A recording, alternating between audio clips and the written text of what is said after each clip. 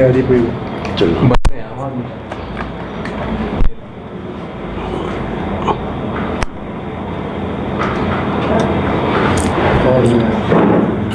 ये वो लगाई सही जगह ही है। अरे अरे देखो अरे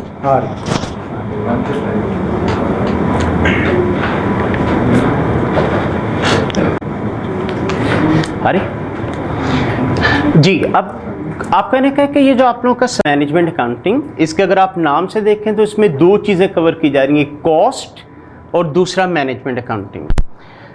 अच्छा, अब प्रॉब्लम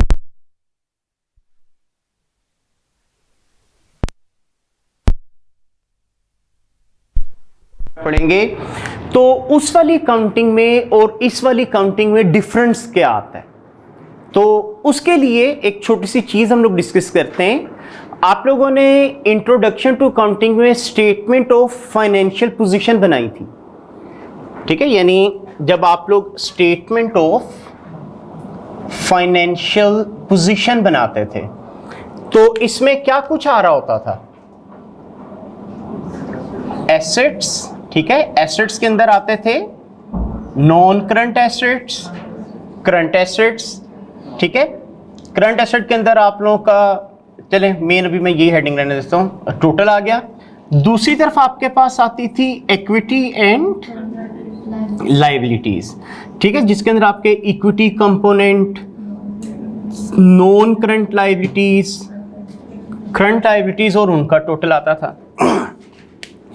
तो ये चीज आप लोगों ने कई दफा क्वेश्चन में बनाई, ठीक है। अब वहां पे जो फाइनेंशियल अकाउंटिंग आप लोग पढ़ते हैं, वो चाहे आईटीए में पढ़े, रिपोर्टिंग 1, 2, वो आप लोग पढ़ रहे होते हैं जस्ट लाइक का बुक कीपर।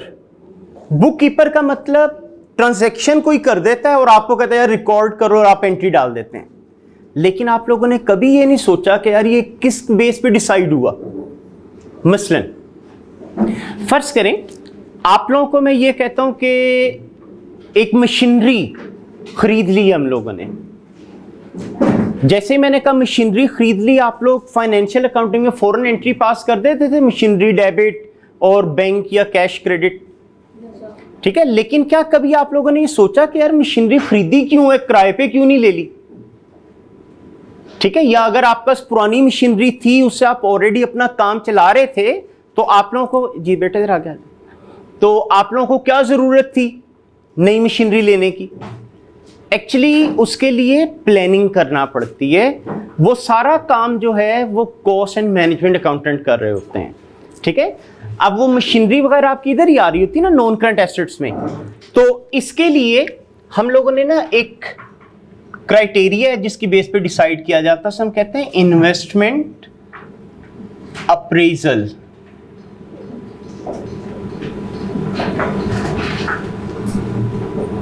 ठीक है। इन्वेस्टमेंट अप्रेजल, इन्वेस्टमेंट अप्रेजल के अंदर आप लोगों को बताया जाता है कि कैसे हम डिसाइड करेंगे कि आप लोगों को ये एसेट खरीदना चाहिए कि नहीं खरीदना चाहिए, और अगर मशीनरी की जरूरत है और पास पैसे नहीं है, क्या कहीं से लोन लेके खरीद लूं या लीज के ऊपर किस्तों पे जाके ले लूं, तो उसके लिए सारा डिसीजन हम लोग यहीं पे पास करते हैं, ठीक है।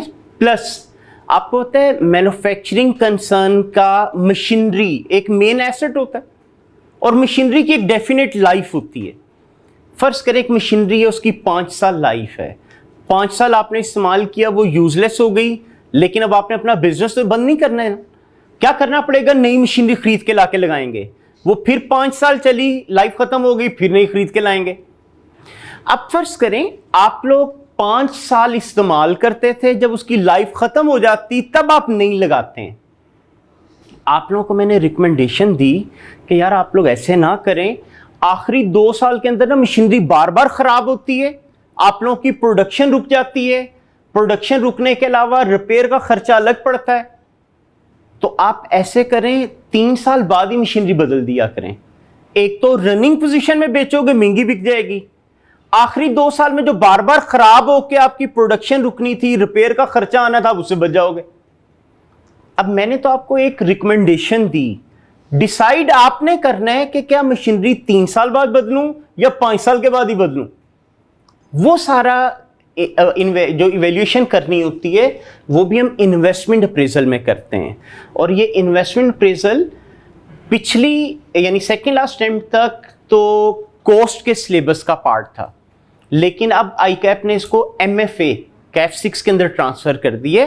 बहरहाल है ये कॉस्ट एंड मैनेजमेंट का टॉपिक, ठीक है। तो वहां पे तो आप सिंपल ये करते थे ना, मशीनरी खरीदी, एंट्री डाल दी, वो उसके लिए पूरा में कैलकुलेशन करके डिसाइड करना पड़ता है। तो वो आप लोगों को ना कॉस्ट एंड मैनेजमेंट अकाउंटिंग में पढ़ाई जाती है।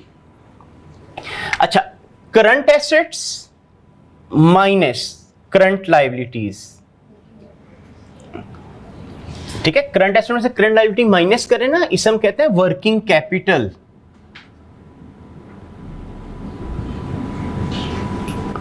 इसका एक टॉपिक होता है, हम कहते हैं working capital management.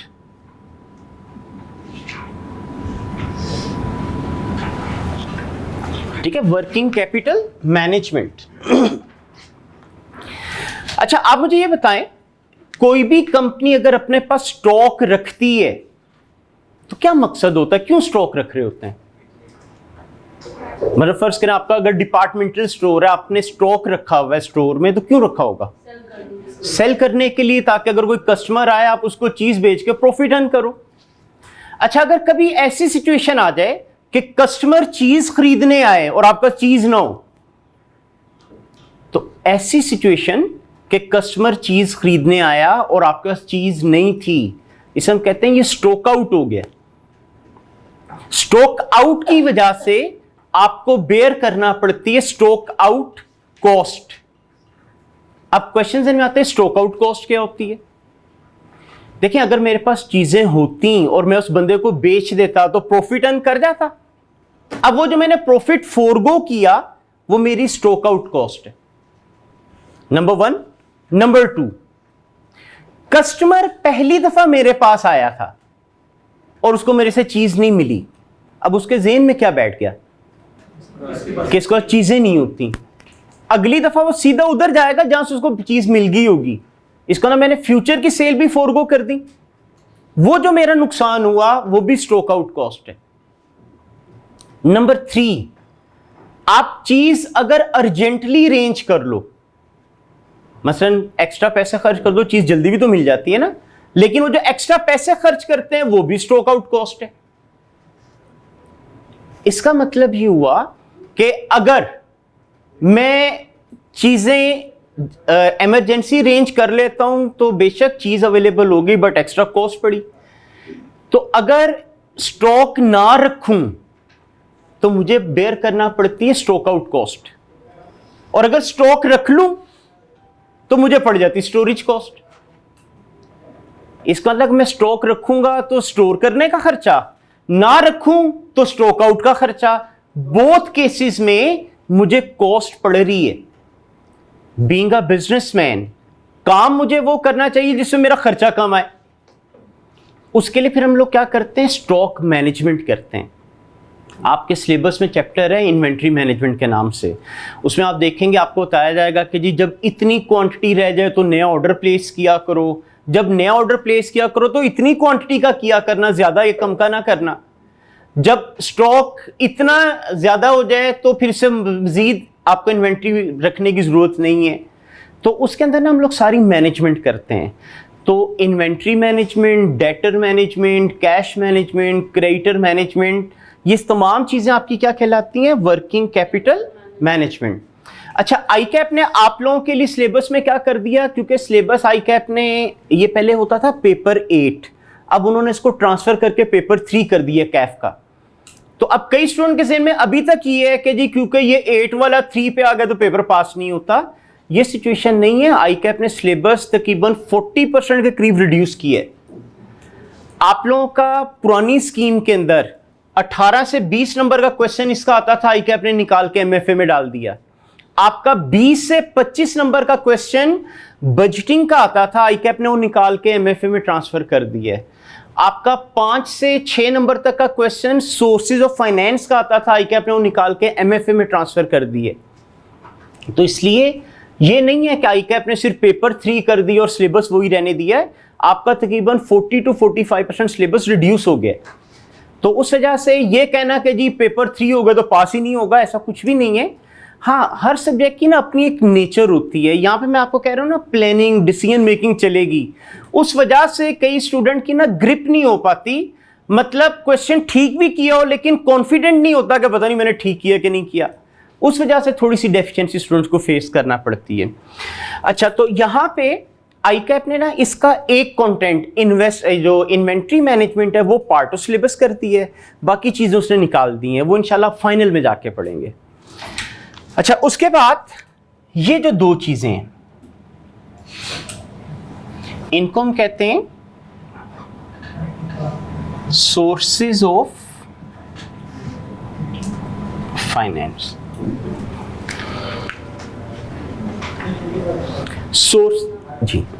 Sources of finance.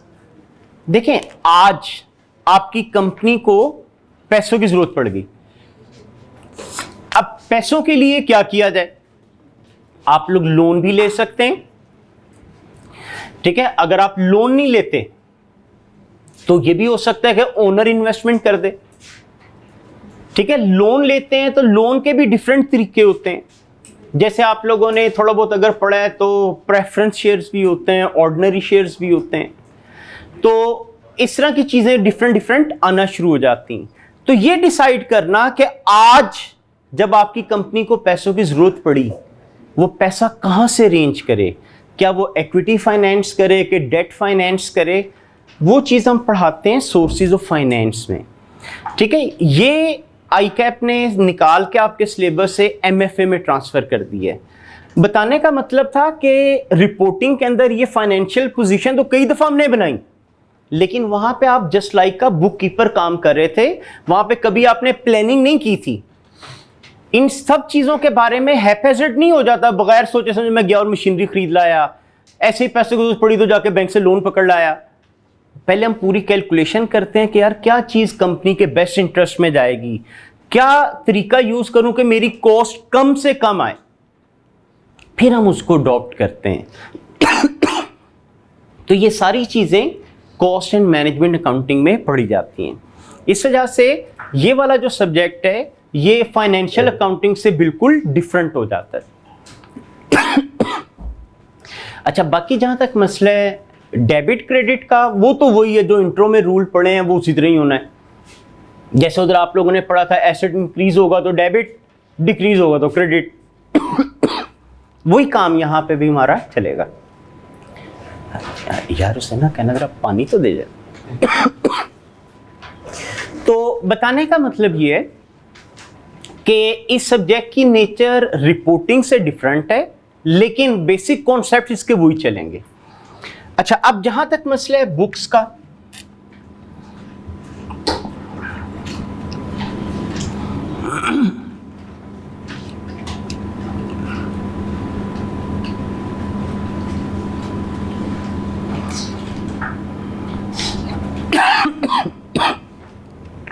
अच्छा जी, ICAP का स्टडी टेक्स्ट एक तो हमें चाहिए, लेकिन आपको हार्ड फॉर्म में लेने की जरूरत नहीं है, इसमें से बड़ी लिमिटेड सी चीजें मैंने करानी है, इसलिए सॉफ्ट फॉर्म में ICAP ने आपको एक्सेस दी होती है, उससे काम चल जाएगा। अच्छा, आप में से कई स्टूडेंट ना पूछते हैं कि जी हमें, यानी हर स्टूडेंट का ना अपना तरीका होता है। अब कई स्टूडेंट की आदत होती है जब तक थ्योरी ना पढ़े चैप्टर की, उनको टॉपिक पे ग्रिप नहीं आती। तो थ्योरेटिकल पर्सपेक्टिव से ICAP की ये बुक काफ़ी अच्छी है। मतलब अगर आप में से किसी स्टूडेंट की आदत है ना कि पहले मैं थ्योरी पढ़ूंगा फिर मैं न्यूमेरिकल करूंगा, तो फिर उस हिसाब से ना ये वाली बुक ज़्यादा अच्छी है, ठीक है। चले, थैंक यू।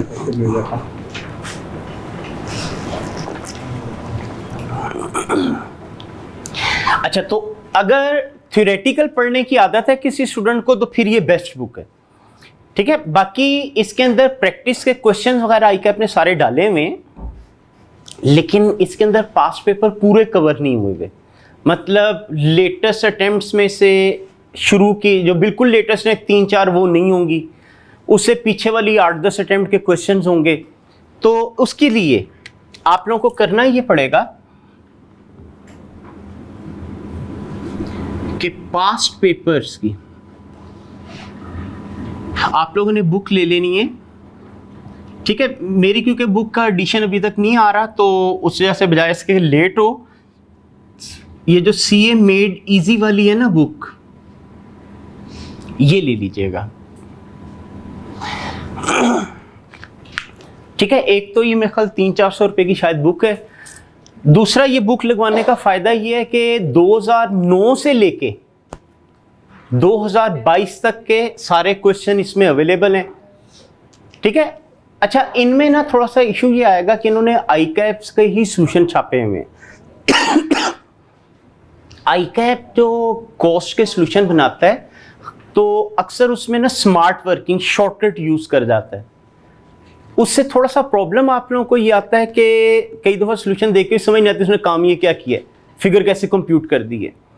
तो सोल्यूशन मेजॉरिटी क्वेश्चन के मैं खुद ही कराऊंगा, बट स्टिल ये वाली बुक मैं इसलिए लगवा रहा हूँ, एक तो सोल्यूशन आंसर अवेलेबल होगा आपके पास, आप इंश्योर कर सको कि आप क्वेश्चन ठीक कर रहे हो गलत कर रहे हो। दूसरा, ये बुक मैं इसलिए लगवा रहा हूँ कि इसके अंदर ना आईकैप के आपको पता है कि एग्जामिनर के कमेंट्स आते हैं, हर अटेम्प्ट के एग्जामिनर के कमेंट्स होते हैं कि इस पर्टिकुलर अटेम्प्ट के अंदर स्टूडेंट्स ने क्या क्या गलतियां की थी इस क्वेश्चन के अंदर।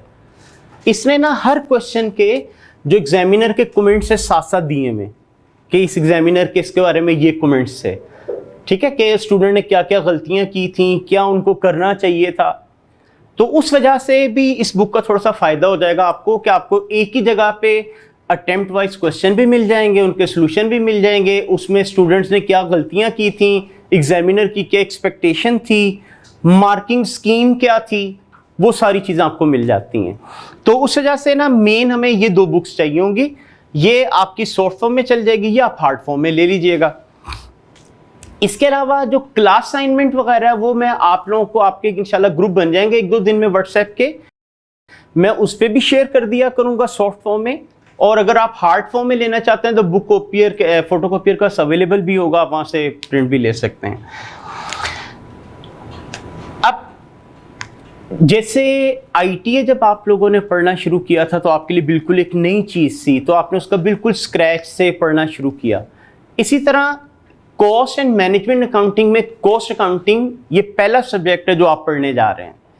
तो हर सब्जेक्ट की ना अपनी कुछ बेसिक, कुछ उसकी टर्मिनोलॉजी होती है, उनके कुछ स्पेसिफिक मीनिंग्स होते हैं। तो अब हम लोग वो चीज़ें डिस्कस करने जा रहे हैं, यानी इसकी मैं बेसिक्स से इसको स्टार्ट करूंगा।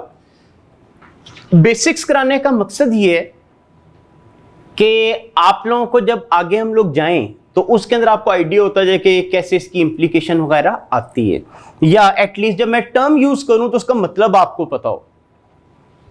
कल इंशाल्लाह आप लोगों को ना मैं लेक्चर प्लान शेयर करूंगा कि किस तरतीब में हम लोग अपना सिलेबस कवर करेंगे, ठीक है। और फिर ये बताऊंगा कि आईकैप ने क्या बताया हुआ है कि किस टॉपिक में से कितने मार्क्स तक का क्वेश्चन आ सकता है। तो अब क्योंकि आईकैप ने सिलेबस तकरीबन 40-45% रिड्यूस कर दिया हुआ है, तो आप देखेंगे तकरीबन हर दूसरे चैप्टर में से क्वेश्चन पेपर में आ जाता है। तो बहरहाल कल मैं इंशाल्लाह उसको डिटेल में ग्रिड के वाइज हाईलाइट करूंगा। पेपर ये भी आप लोगों का 3.25 घंटे का पेपर होगा, 15 मिनट रीडिंग टाइम दिया जाएगा और 3 घंटे आपने सॉल्व करना होता है, ठीक है। और सेक्शन उसी तरह 2 होंगे, इसके भी सेक्शन ए सेक्शन बी। हाँ, इसके अंदर आमतौर पे MCQs वगैरह नहीं आते, जैसे इंट्रो में या रिपोर्टिंग 1 या रिपोर्टिंग 2 में आपका MCQ या ट्रू फॉल्स वगैरह वाला क्वेश्चन आ जाता है, इसमें नहीं होता। लेकिन इसके न्यूमेरिकल क्वेश्चंस आ रहे होते हैं। अब जैसे अगर मैं रीसेंट अटेम्प्ट की बात करूं, आईकैप ने कहा था 3 चैप्टर है, मटेरियल, लेबर, FOH। इन तीनों में से उसने कहा था तकरीबन कोई 25-30 नंबर तक का पेपर होगा।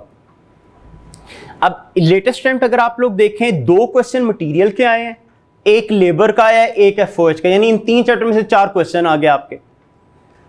तो ओवरऑल अगर हम देखें ना, तो ये जो लेटेस्ट अटेम्प्ट गुजरी है इसके तकरीबन हर अटेम्प्ट का, यानी हर पेपर का क्वेश्चन आसान थे।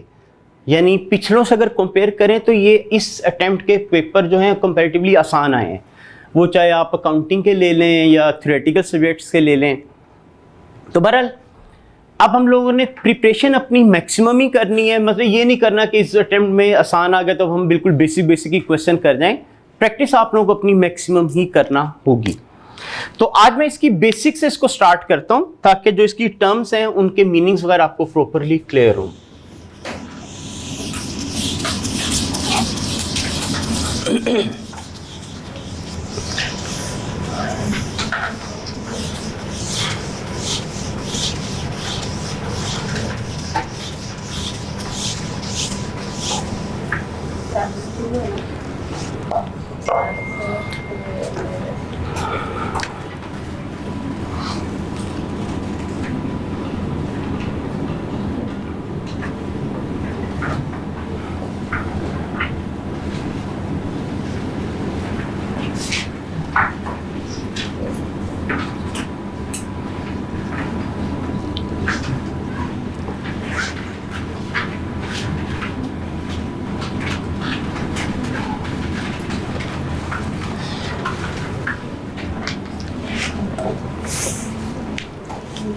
Elements of cost of production.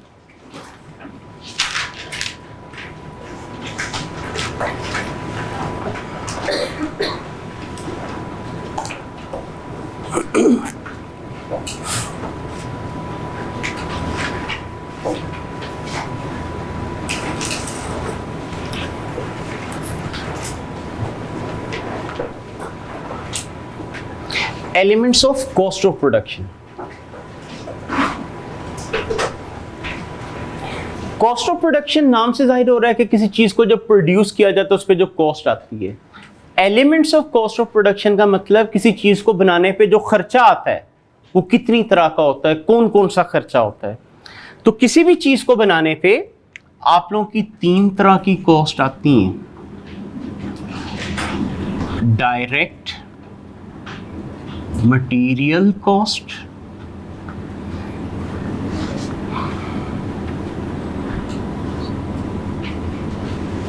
Direct labour cost,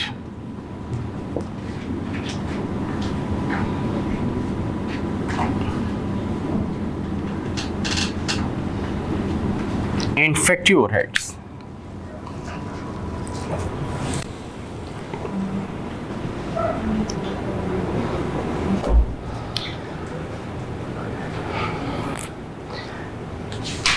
देखिए, मटेरियल का मतलब होता है वो कंपोनेंट, वो चीज़ें, वो इंग्रेडिएंट्स जिनको इस्तेमाल करके आप चीज़ें बना रहे होते हैं। ठीक है, मतलब अगर आप लोगों से मैं अगर ये पूछूं कि ये जो टेबल बनी हुई किस चीज़ की बनी हुई है, तो क्या आंसर होगा आप लोगों का? लकड़ी, वुड, क्योंकि बज़ाहिर आपको लकड़ी नज़र आ रही, हालांकि इसको ज्वाइन करने के लिए उसने नेल यूज़ किए होंगे या स्क्रू यूज़ किए होंगे, ग्लू यूज़ किया होगा, पॉलिश की होगी। आप लोगों ने वो चीज़ें नहीं गिनवाई, आपने स्टेट मुझे कहा लकड़ी की बनी हुई है। ठीक है, हाँ जी। अब ऐसा मटेरियल जो बज़ाहिर प्रोडक्ट देखते साथ नज़र आ जाए उसे डायरेक्ट मटेरियल कहा जाता है। ठीक है, जैसे आपने जो वुड कहा ना, वुड इसका डायरेक्ट मटेरियल था, लेकिन ये जो मैंने अदर चीज़ें गिनवाई, ग्लू, नेल या स्क्रू, पॉलिश, पेंट, ये सारा क्या था? ये इनडायरेक्ट मटेरियल था।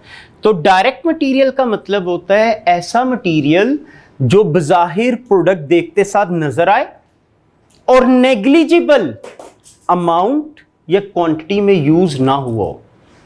ठीक है, अब आइडिया आप लोगों को भी होगा कि यार ये ज्वाइन किया तो उसने कोई ना कोई चीज यूज की है, लेकिन आपने स्ट्रेट मुझे लकड़ी कह दिया था क्योंकि बज़ाहिर आपको वो नजर आ रही थी।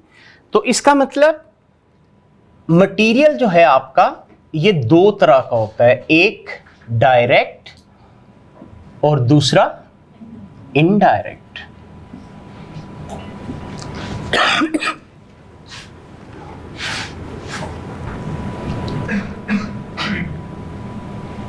Now labour.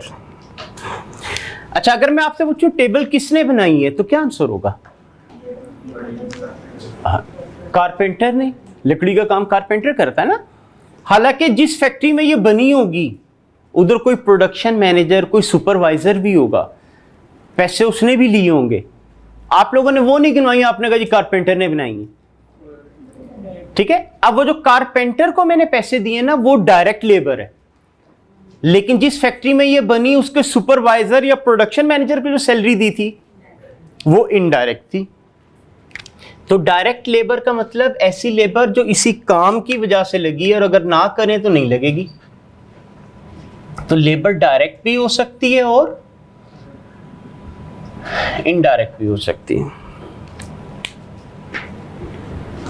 अच्छा, अब आप लोगों को मैंने कहा था किसी भी चीज को बनाने पे ये 3 तरह के खर्चे आते हैं। तो ये जो थर्ड चीज है फैक्ट्री ओवरहेड्स, इसको उन्होंने डिफाइन इस तरह किया कि कोई चीज मिस ना हो।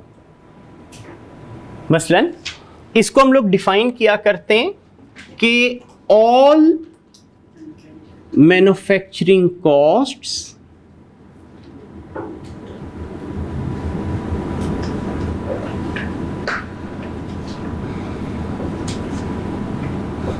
except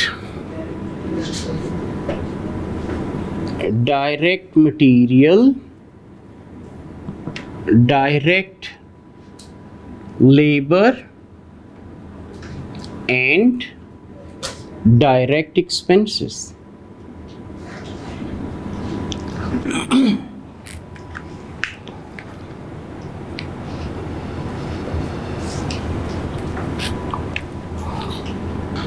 ठीक है, कि जितनी भी मैन्युफैक्चरिंग कॉस्ट्स हैं, direct material, direct labour, direct expenses के अलावा, यानी डायरेक्ट कॉस्ट के अलावा जितनी भी कॉस्ट हमने कहा वो इनडायरेक्ट आपकी होती है, वो ओवरहेड्स में आ जाती हैं। अच्छा, इसमें ना कई स्टूडेंट गलत डेफिनेशन लिख देते हैं। वो लिख देते हैं total cost except these 3 item. मैंने टोटल कॉस्ट नहीं कहा, मैंने कहा टोटल मैन्युफैक्चरिंग कॉस्ट। ठीक है, यानी जो मैन्युफैक्चरिंग कॉस्ट है। जब आप टोटल कॉस्ट कहते हैं ना, इसमें सेलिंग, एडमिनिस्ट्रेशन, फाइनेंशियल कॉस्ट सब कुछ ही आ जाता है। वो डेफिनेशन गलत हो जाती है। फैक्ट्री ओवरहेड के अंदर सिर्फ मैन्युफैक्चरिंग कॉस्ट आती है। अच्छा, अब अगर आप मुझसे पूछे इसकी एग्जांपल, इसमें इनडायरेक्ट मटेरियल भी आता है, इसमें इनडायरेक्ट लेबर भी आएगी, इसमें फैक्ट्री का रेंट, फैक्ट्री की रिपेयर, फैक्ट्री की डेप्रिसिएशन, हीट एंड लाइट का बिल, वो सारे खर्चे आपके इसके अंदर आ जाते हैं। तो इसलिए हम लोगों ने कहा कि इन 3 के अलावा आपकी और कोई मैन्युफैक्चरिंग कॉस्ट नहीं होती। अच्छा, अब इसका मतलब एक्सपेंसेस भी 2 तरह के हो गए, डायरेक्ट एंड इनडायरेक्ट।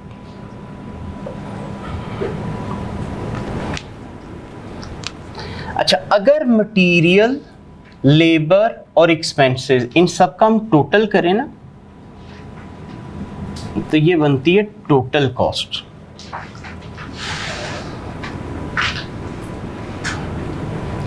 अगर direct material, direct labour, direct expenses इनका सम करें, ये होती है प्राइम कॉस्ट। और अगर इनडायरेक्ट मटेरियल, इनडायरेक्ट लेबर और इनडायरेक्ट एक्सपेंसेस का सम कर दें, तो ये ओवरहेड्स होते हैं।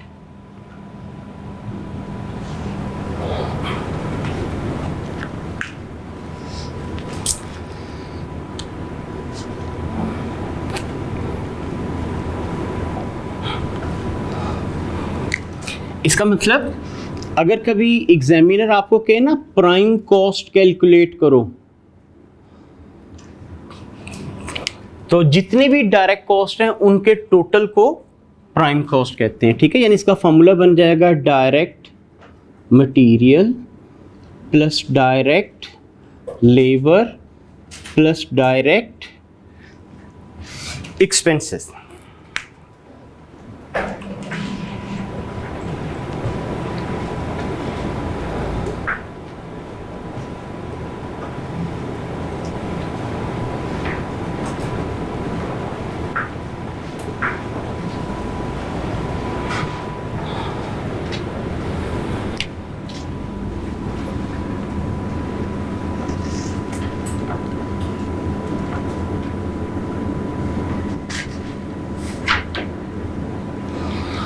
अच्छा, इसी तरह एक होती है कन्वर्जन कॉस्ट।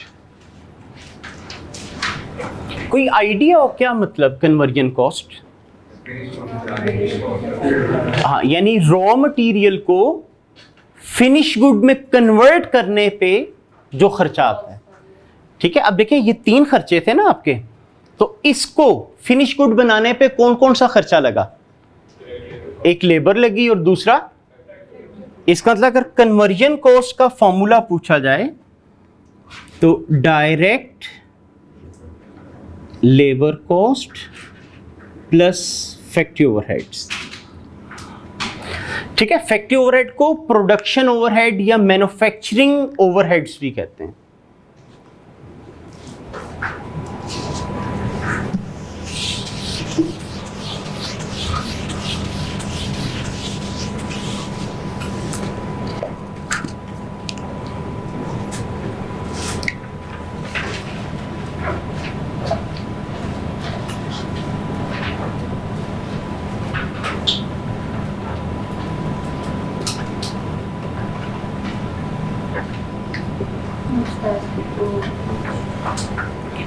Cost classification.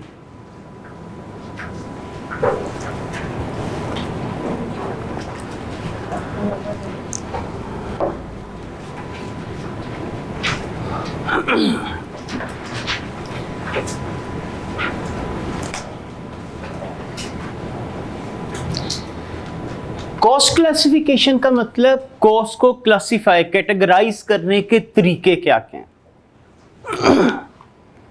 तो डिफरेंट हमारे तरीके आ जाते हैं।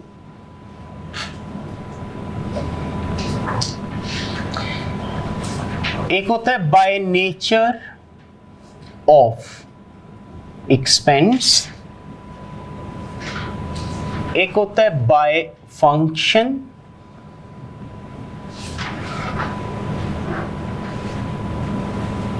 और एक होता है बाय बिहेवियर।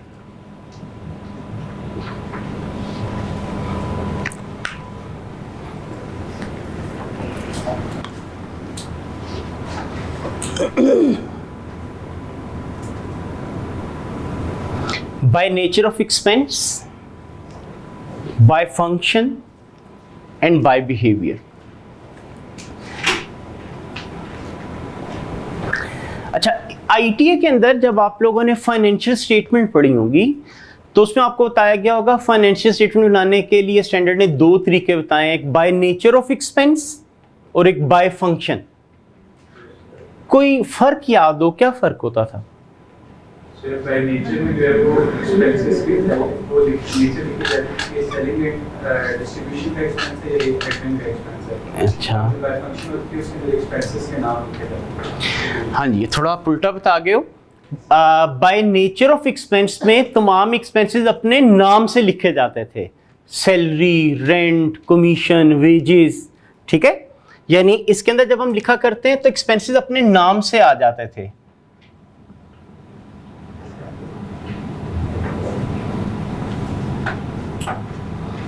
और बाय फंक्शन का मतलब होता था कि जो खर्चा किया वो किस काम के लिए किया गया उसके हिसाब से लिखो। जैसे एडमिनिस्ट्रेशन एक्सपेंसेस,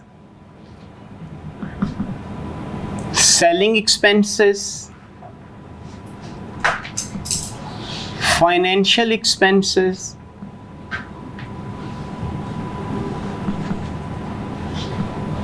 इस तरह करके हम लिखते थे।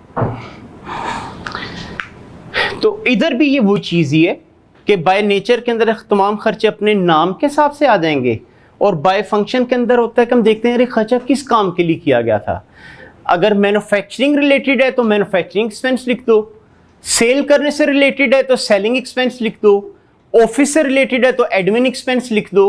इस तरह करके हम इसको कर दिया करते थे। नेक्स्ट आ रहा है जी बाय बिहेवियर। अच्छा, आप लोगों ने इको पढ़ा होगा, इकोनॉमिक्स, उसमें आप लोगों ने कॉस्ट बिहेवियर पढ़े थे कि फिक्स कॉस्ट होती है, वेरिएबल कॉस्ट होती है। ठीक है, कॉस्ट बिहेवियर का मतलब होता है कॉस्ट किस तरह बिहेव, रिएक्ट करेगी due to change in production. आपको पता है कुछ ऐसी कॉस्ट होती हैं आप प्रोडक्शन कम कर दें या ज्यादा कर दें, उन पर फर्क ही कोई नहीं पड़ता। कुछ ऐसी कॉस्ट होती हैं प्रोडक्शन ज्यादा करो तो ज्यादा हो जाती हैं, कम करें कम हो जाती हैं, बंद कर दें तो जीरो हो जाती है। ठीक है, तो ये जो चीज होती है इसे हम कहते हैं बाय बिहेवियर आप क्लासिफाई करो। तो आपको याद होगा उधर हमने इनका नाम पढ़ा था फिक्स्ड कॉस्ट, वेरिएबल कॉस्ट। ठीक है, एक इन दोनों का ब्लेंड होता है जिसे आप कहते हैं सेमी वेरिएबल कॉस्ट।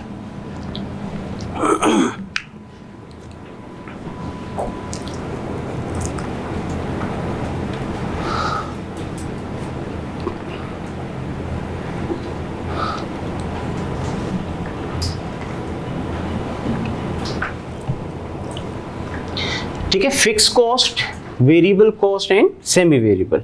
अच्छा, ऐसे फिक्स कॉस्ट क्या होती थी, कोई थोड़ा सा अगर एक्सप्लेन करना पड़े। रेंट हो गया। हाँ, यानी अगर एग्जांपल में तो इन्होंने जैसे कह दिया रेंट हो गया, ठीक है, आपने 10,000 पर मंथ रेंट पे फैक्ट्री ले ली। अब आप पूरा महीना सिंगल शिफ्ट इस्तेमाल करें, ट्रिपल शिफ्ट इस्तेमाल करें, पूरा महीना ताला लगा के रखें, रेंट कितना देना पड़ेगा? 10,000। ठीक है, सैलरीज हो सकती हैं। ठीक है, अच्छा, अब ये तो कुछ इसकी एग्जांपल। इसका मतलब अगर फिक्स कॉस्ट को मैं एक्सप्लेन करूं तो ऐसी कॉस्ट जो इररिस्पेक्टिव ऑफ प्रोडक्शन लेवल आपको पे करना पड़े, मतलब आप प्रोडक्शन कम करो, ज्यादा करो, ना करो, देनी पड़ेगी, तो वो आपकी फिक्स कॉस्ट हो जाती है। डिटेल में इसको इंशाल्लाह मैं कल एक्सप्लेन करूंगा, इसके फीचर लिखवाऊंगा, लेकिन अभी बेसिक कॉन्सेप्ट यही है कि ऐसी कॉस्ट जिसके ऊपर प्रोडक्शन की वजह से कोई फर्क ही ना पड़े वो फिक्स होती है। अच्छा, वेरिएबल कॉस्ट फिर क्या होगी? हाँ, ऐसी कॉस्ट जिसका प्रोडक्शन के साथ डायरेक्ट रिलेशन होता है। डायरेक्ट रिलेशन का मतलब प्रोडक्शन ज्यादा करेंगे तो ज्यादा हो जाएगी, कम करेंगे तो कम हो जाएगी, और अगर बंद कर दें जीरो हो जाएगी। ठीक हो गया। अच्छा, तीसरी चीज शायद आप लोगों के लिए थोड़ी नई हो, सेमी वेरिएबल। इसी का दूसरा नाम सेमी फिक्स्ड, इसी का तीसरा नाम मिक्स्ड कॉस्ट है। ठीक है, इसे मिक्स्ड कॉस्ट भी कहते हैं। अब ये एक ऐसी कॉस्ट होती है जो पार्टली फिक्स पार्टली वेरिएबल होती है। अच्छा, कई स्टूडेंट इसको गलत एक्सप्लेन करते हैं, वो कहते हैं एक हद तक कांस्टेंट, उसके बाद बढ़ना शुरू हो जाएगी। ये सेमी वेरिएबल नहीं होती। ठीक है, सेमी वेरिएबल का मतलब उसका कुछ पोर्शन फिक्स, कुछ वेरिएबल। जैसे आप लोगों ने घर में जो पीटीसीएल का फोन लगवाया होता है, ठीक है, उसका एक लाइन रेंट होता है। आप पूरा महीना कोई कॉल ना करें, लाइन रेंट इतना बिल फिर भी आ जाता है। बाकी आप जितनी कॉल्स करोगे उतना आपका बिल ज्यादा आ जाएगा। तो उसके अंदर जो लाइन रेंट वाला पोर्शन है वो आपका क्या है? वो फिक्स एलिमेंट है, और जो पर कॉल चार्जेस पड़ रहे हैं वो वेरिएबल है। इसी तरह आपका इलेक्ट्रिसिटी बिल, उसका जो मीटर रेंट है वो आपकी फिक्स कॉस्ट है। आप पूरा महीना घर ताला लगा कर रखें, कोई लाइट ऑन ना छोड़ें, महीने बाद बिल फिर भी आ जाएगा। ठीक है, और लेकिन अगर आप इलेक्ट्रिसिटी के यूनिट कंज्यूम कर रहे हैं तो बिल बढ़ता भी जाएगा। तो जितने भी यूटिलिटी बिल्स हैं ना आपके, वो चाहे बिजली का हो जाए, चाहे गैस का हो जाए, पानी का हो जाए, ये आप लोगों के सेमी वेरिएबल में फॉल करते हैं। इनकी एक मिनिमम अमाउंट तो वो आपसे लेते हैं, बाकी आपकी कंजम्पशन पे डिपेंडेंट होता है। जितने यूनिट ज़्यादा कंज्यूम करोगे उतना बिल ज़्यादा आ जाएगा। तो हम कहते हैं सेमी वेरिएबल कॉस्ट, यानी एक ऐसी कॉस्ट जिसका कुछ पोर्शन फिक्स और कुछ वेरिएबल होता है। ठीक है, आज फिलहाल इसको मैं यहीं तक रहने देता हूं, ताकि थोड़ा सा बाकी स्टूडेंट्स वगैरह भी कल आ जाएंगे, तो कल इंशाल्लाह इसको मैं थोड़ा सा रिकॉल कराते हुए डिटेल में हम लोग इसकी प्रैक्टिस वगैरह शुरू करेंगे। अभी कल तो कैलकुलेटर की खास ज़रूरत नहीं पड़ेगी, लेकिन उसके बाद हमें ज़रूरत पड़ेगी, तो फिर कैलकुलेटर्स वगैरह आप लेके आइएगा। जी, एक्चुअली अभी शुरू के चैप्टर में ज़रूरत नहीं है, लेकिन जब इसकी एंट्रीज शुरू होंगी फिर ज़रूरत पड़ेगी।